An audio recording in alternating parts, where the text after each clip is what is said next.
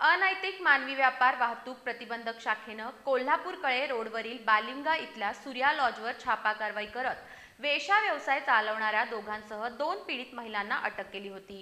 सतीश पन्हाळकर आणि श्रावण कांबळे अशी त्या दोघांची नावं असून त्या दोघांना न्यायालयात हजर केलं असता न्यायालयानं त्यांना 2 दिवसांची पोलीस कोठडी सुनावली आहे। कोल्हापूर कळे मार्गावरील बालिंगा इथल्या सूर्या लॉजवर वेश्या व्यवसाय सुरू असल्याची माहिती अनैतिक मानवी वाहतूक प्रतिबंधक शाखेला मिळाली होती। पोलिसांनी गुरुवारी सायंकाळी या ठिकाणी छापा कारवाई करत गरीब असहाय्य महिला वेश्या व्यवसाय करण्याला प्रवृत्त करणाऱ्या दोघांसह 2 महिलांना अटक केली आहे। सतीश पन्हाळकर आणि श्रावण कांबळे अशी त्या दोघांची नावं आहेत। पोलिसांनी इथून 2 पीडित महिलांना ताब्यात घेतलं असून त्यांचं समुपदेशन करण्यात येणार आहे।